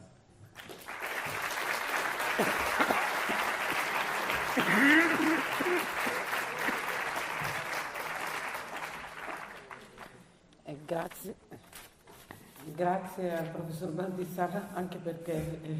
la tosse l'ha costretto a una fatica supplementare. Lo ringrazio particolarmente perché mi sorprende sempre quando lo ascolto. Mi sembra di sapere che cosa mi aspetterò dalla sua lezione e poi c'è sempre uno sguardo e un elemento d'analisi nuovo che aggiunge luce estremamente interessante. Nello specifico mi pare che ormai posso dire voi che fate gli insegnanti, Baldissara ci abbia consegnato un elemento assolutamente fondamentale del nostro lavoro con i ragazzi, che è il tema delle continuità, delle durate, dei tempi della storia e dei loro rapporti. E anche credo, mi sento di sottolinearlo citando peraltro un altro suggerimento di lettura. Professor Baldissara ha scritto uno dei saggi iniziali del volume che pubblica i materiali dell'Atlante delle stragi naziste in Italia, un saggio che si intitola Il massacro come strategia di guerra, la violenza come forma di dominio dello spazio. Credo che molte delle cose, soprattutto della seconda parte di questa relazione, le troviamo. Credo, l'ho letto, quindi lo dico perché lo so, sono presenti in questo saggio, e mi sembra che una delle indicazioni veramente molto importanti e feconde sia questo tema, questa indicazione del cercare di passare il tema della storicità dei fatti, il fatto che le cose non avvengono fuori dalla storia. Ogni tanto quando si parla di nazismo e di seconda guerra mondiale sembra che sia una vicenda così troppo grande ed è così troppo grande per i nostri ragazzi che rischia di perdere la sua dimensione storica. La dimensione della lunga durata e delle continuità la tiene agganciata. Abbiamo qualche minuto per fare qualche domanda e per qualche approfondimento. Abbiamo il nostro Michele e quindi io gli passo il microfono.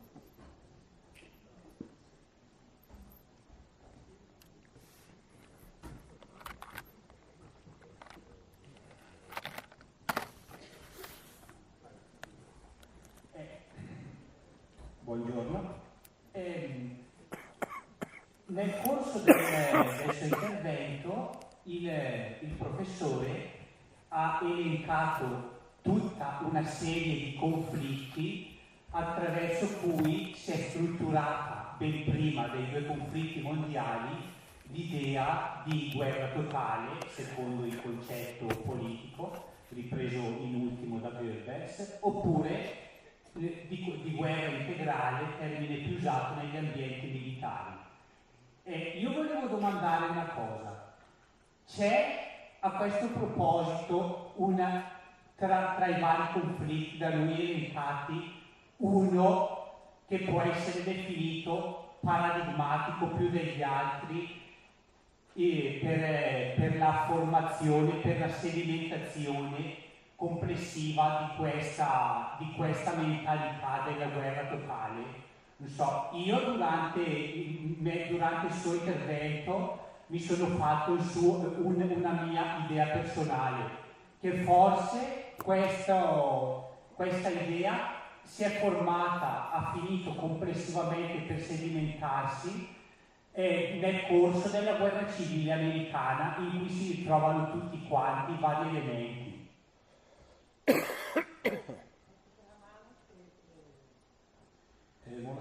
grazie. Mi sembra, quando lei parla di governi che si preparano a una guerra, che la pensano possibile e quindi la rendono possibile, volevo chiedere però se non c'è stata anche una specie di freno, di eccezione a questo. Penso in particolare alla Francia e a Chamberlain, al 38, quando almeno 2 stati, sembra, fecero o si dissero disposti a fare tutto, a concedere tutto a Hitler, pur di non, io so sicuramente questo di Chamberlain, pur di non trascinare di nuovo il loro paese in un conflitto che sapevano, di cui avevano memoria dal 14-18, quindi sapevano sarebbe stato devastante, come se fossero consapevoli che si dovesse fare tutto per evitarlo. E a margine di questo, se può dirmelo, una domanda provocatoria, perché la Francia è il vincitore della seconda guerra mondiale? Grazie.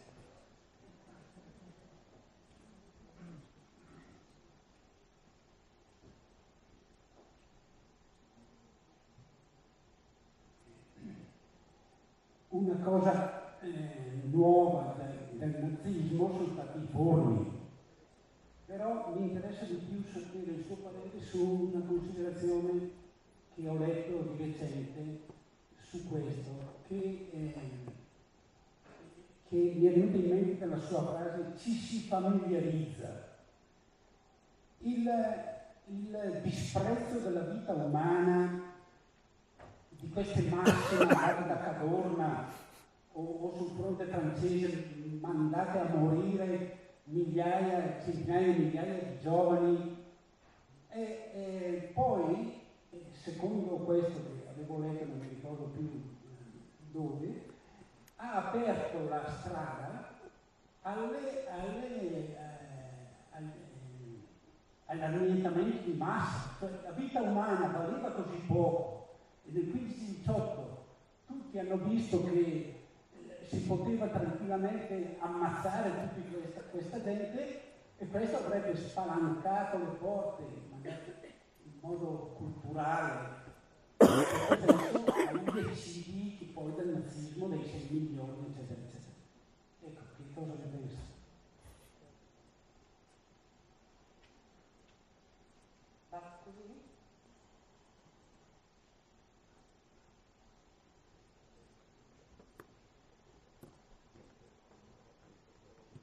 Volevo riallacciarmi alla domanda precedente, come si inserisce la Shoah in questo concetto di guerra integrale che lei ha detto, perché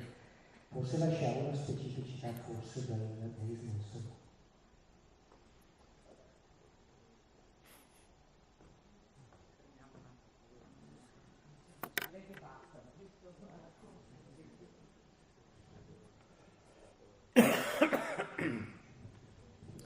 Ma allora, tutte domande che prevederebbero da sole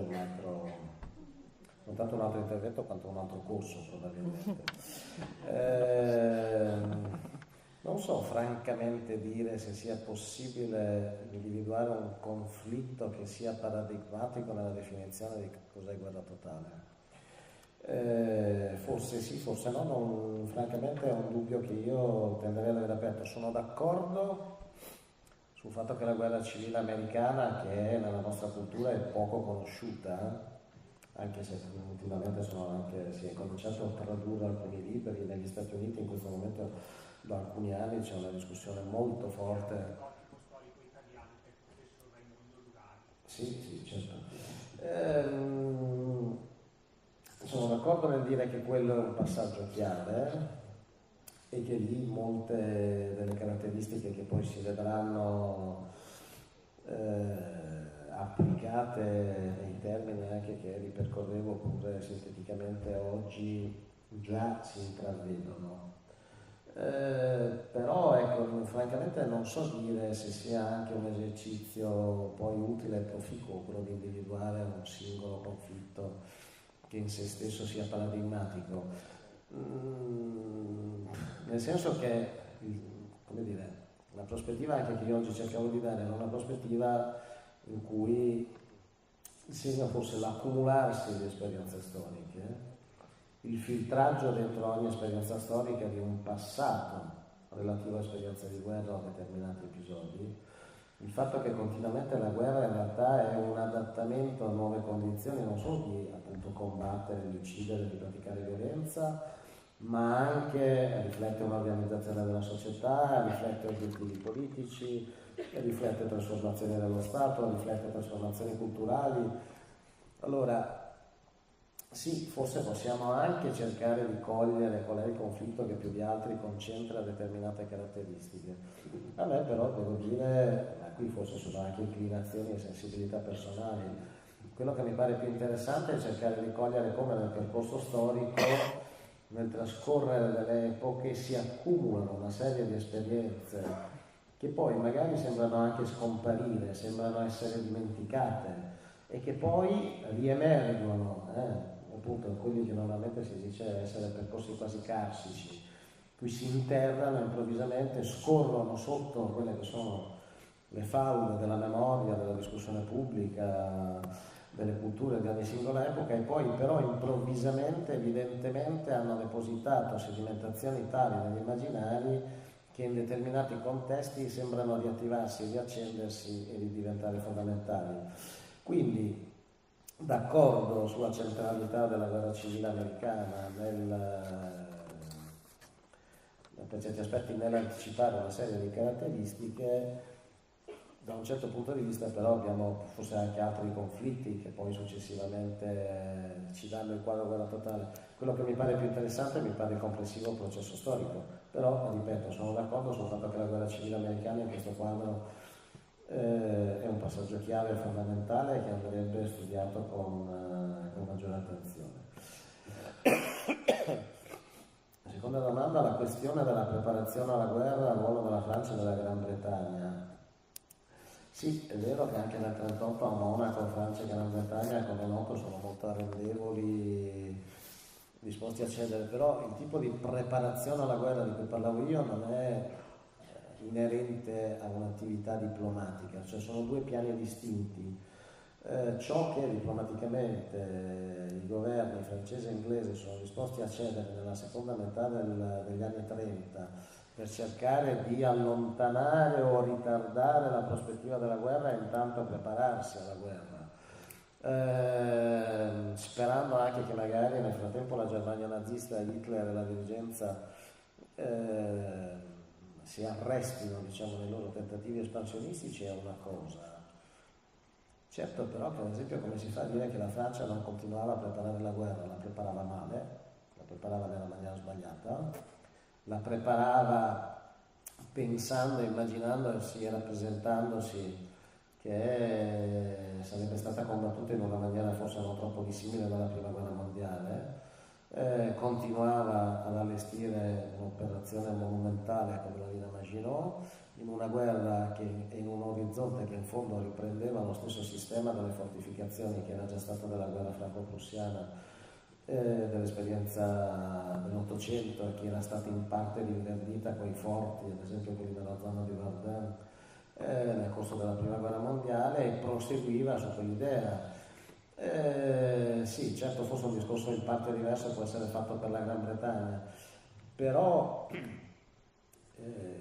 come dire, stiamo ragionando di due piani che sono parzialmente diversi, nel senso che la preparazione alla guerra di cui parlavo io è una preparazione che non è solo materiale, è un'elaborazione, è l'orizzonte della costruzione di una serie di materiali e di modi di guardare, di intendere il ruolo delle guerre, il ruolo degli eserciti, che comunque va avanti, che comunque sedimenta e che poi molto rapidamente verrà, infatti non a caso, recuperato anche permettendo ad esempio agli inglesi di colmare molto rapidamente quello che era stato il divario e l'impreparazione iniziale dell'esercito britannico rispetto all'esercito tedesco. Quindi le due cose secondo me possono convivere senza particolari contraddizioni. Perché la Francia è tra i vincitori della seconda guerra mondiale? Beh, questo è stato il capolavoro di De Gaulle. De Gaulle è riuscito a presentare la Francia in maniera sistematica fino al momento in cui si è recato ancora sconosciuto con molti che si chiedevano ma chi è questo De Gaulle, presentandosi in Francia come il simbolo dei francesi che non avevano ceduto. È stata quindi una grande capacità, un'operazione politicamente e culturalmente, devo dire, effettivamente geniale dal punto di vista dell'operato di De Gaulle, anche vero che è stata peraltro assecondata dagli anglo-americani, perché in quel momento comunque serviva pensare che vi fosse nella Francia democratica e uno spirito, un afflato democratico che continuava a contrapporsi alle avanzate del fascismo e del nazismo, e che come dire, quindi andasse anche assecondata e alimentata. Sappiamo che Churchill non aveva poi grandissima simpatia a De Gaulle, sappiamo che c'erano anche molte diffidenze, sappiamo che anche tra i francesi l'operazione non era proprio che convincesse tutti, e tuttavia l'operazione riesce a dire che è un'abilità politica sicuramente di De Gaulle, ed è anche però un frutto di contingenze e di necessità in quel momento di mostrare che il fronte antifascista era un fronte il più largo possibile, e che c'era, come dire, gente indomita che non si sarebbe mai piegata di fronte ai vessilli del fascismo italiano e del nazismo tedesco, e questo facilita.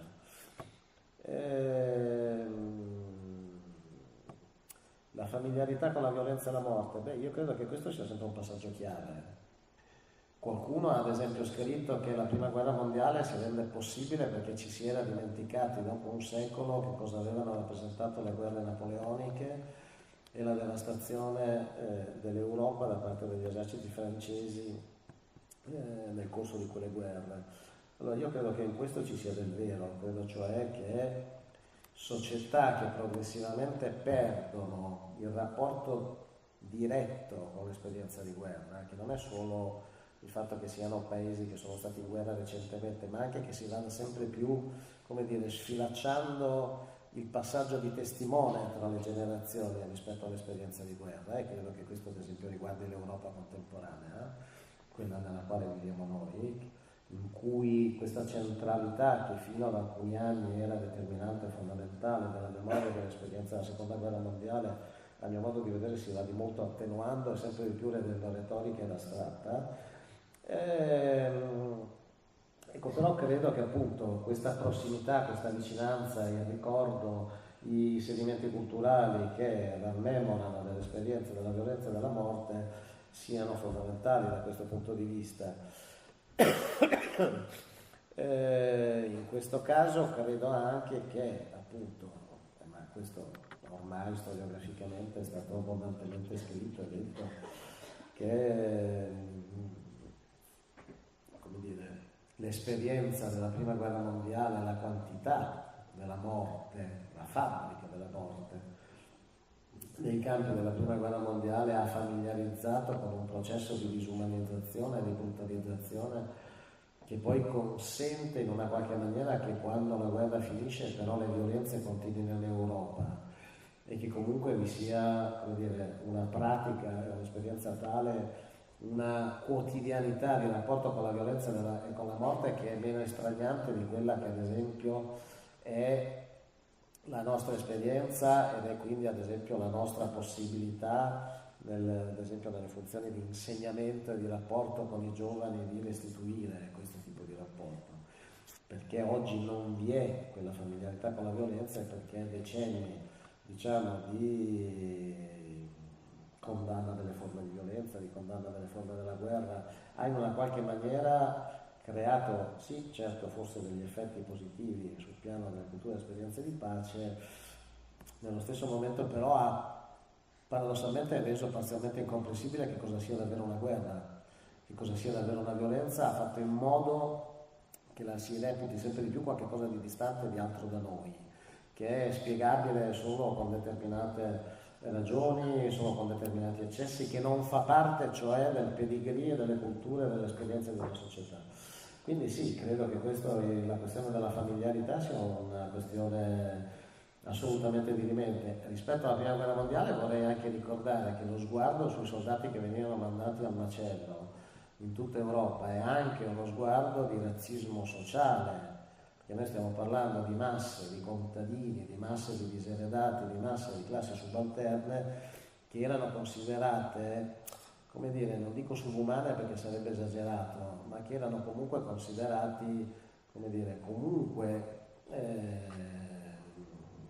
come dire, uomini che avevano in fondo e che erano disposti a quel ruolo, cioè che erano nati in una qualche maniera anche per essere mandati a morire, per essere sacrificati alla patria.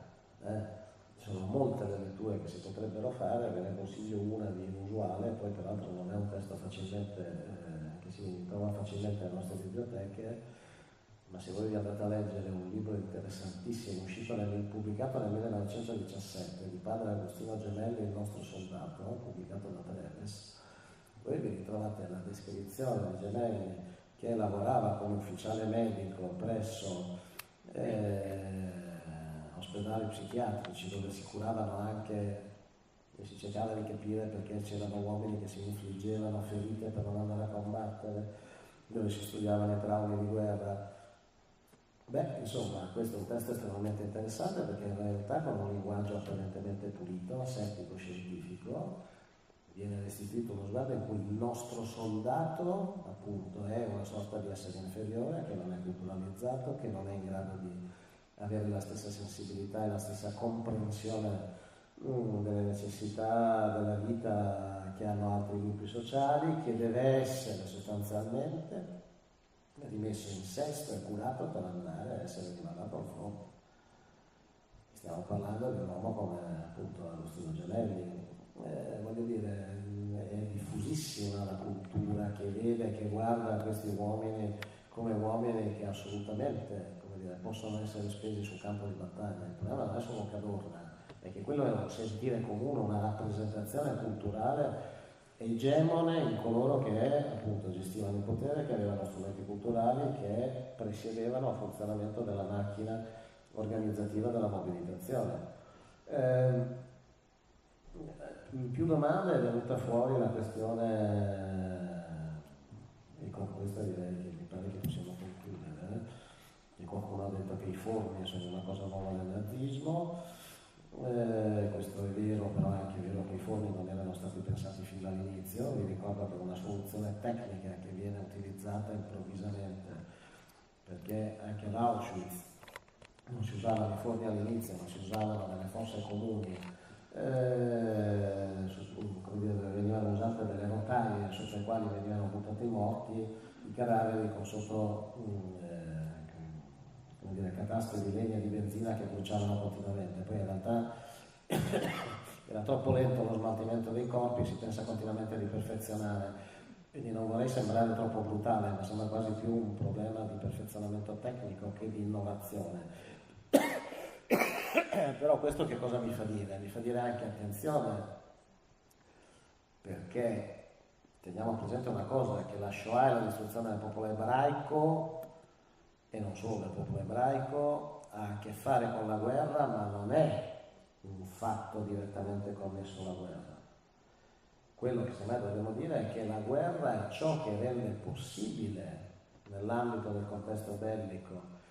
nell'ambito dell'occupazione dei territori ad est, nell'ambito dell'occupazione, dell'invasione dell'Unione Sovietica, portare avanti un disegno che diventa di distruzione sistematica su scala industriale del popolo ebraico. Ma nella dirigenza nazista fino ai primi anni 40 non c'era una chiara idea di poter arrivare al massacro della popolazione ebraica all'uso dei campi di sterminio.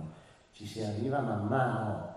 È il contesto che rende possibile arrivare dal disegno originario di deportare tutti gli ebrei in Madagascar all'idea, nella famosa conferenza di Wannsee del gennaio del 42, che gli ebrei possano essere, gli 11 milioni di ebrei europei, così come erano stati contati e calcolati, potessero essere fatti sparire, nel senso di uccisi, massacrati e poi appunto resi fumo, per così dire.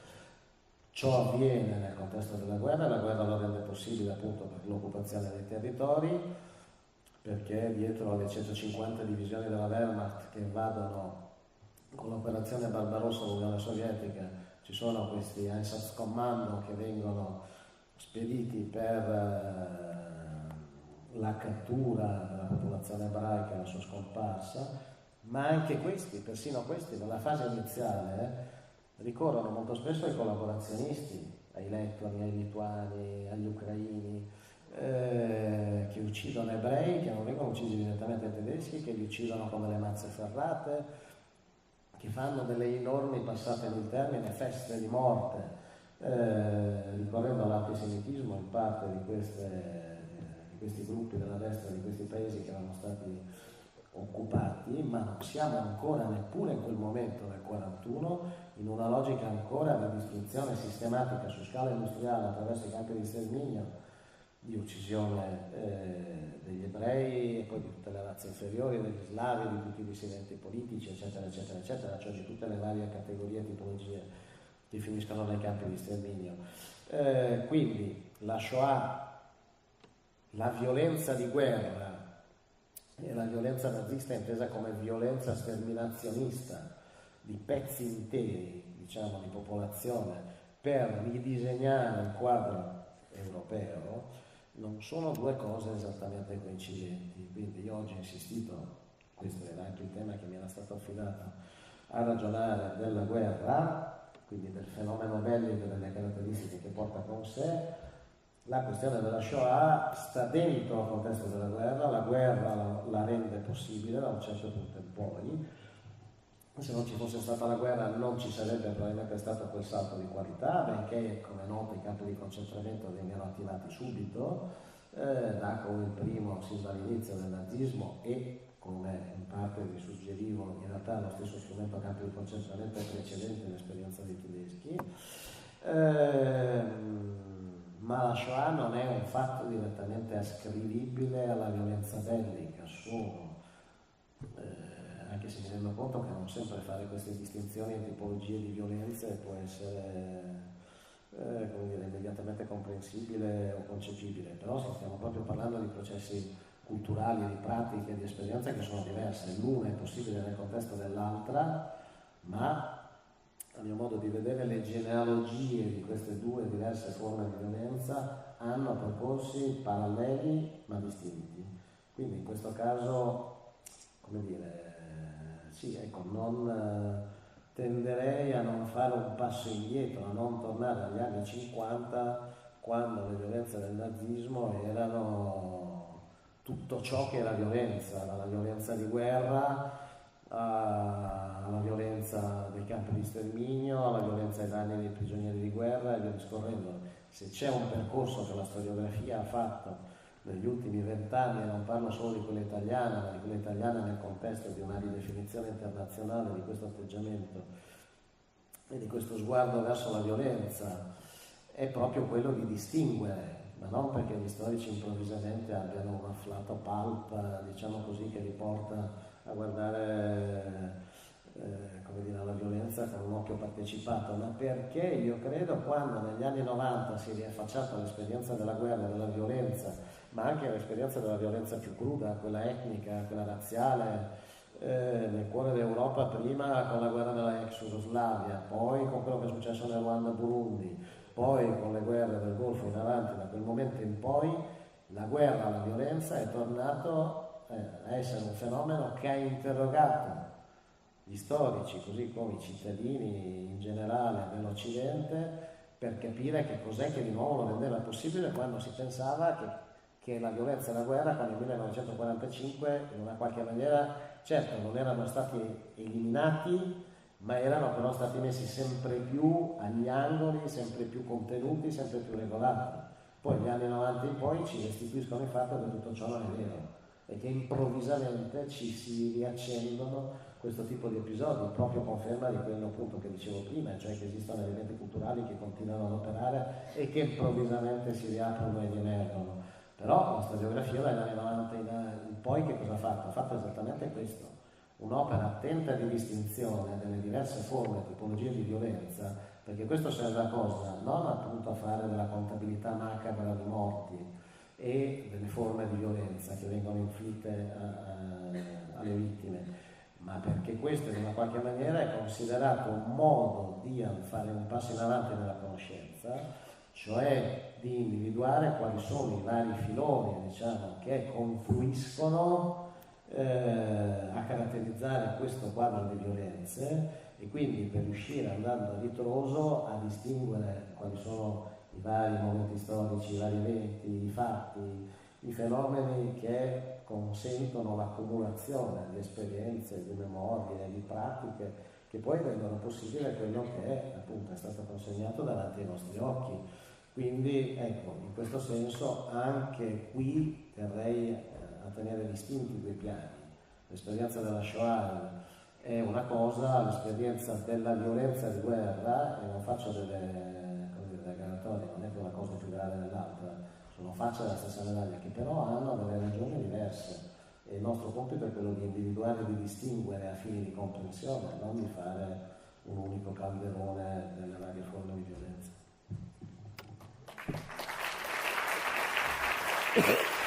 Grazie di nuovo anche per queste risposte. Penso che questo tema, che è veramente difficile, però avrà un ulteriore sviluppo nell'ultima lezione. Noi abbiamo chiesto al professor Alfieri che ci darà uno sguardo di tipo filosofico più che storico, un approfondimento di come cambia il concetto della morte, proprio perché dentro la guerra si fa l'esperienza della morte di massa, e quindi forse si potrà riprendere questo tema. Vi ricordo che noi ci vediamo venerdì prossimo, cominciamo uno dei 6 percorsi di approfondimento. Venerdì prossimo Raoul Pupo, Confini e Nazione, una delle trasformazioni di lunga durata che arriva all'oggi. Se pensate che le guerre che stiamo guardando, perché noi le guardiamo e basta, sono guerre che combattono sui confini stabiliti dopo la Prima Guerra Mondiale. Grazie a tutti voi, ci vediamo venerdì prossimo, e grazie ancora al professor Baldissari.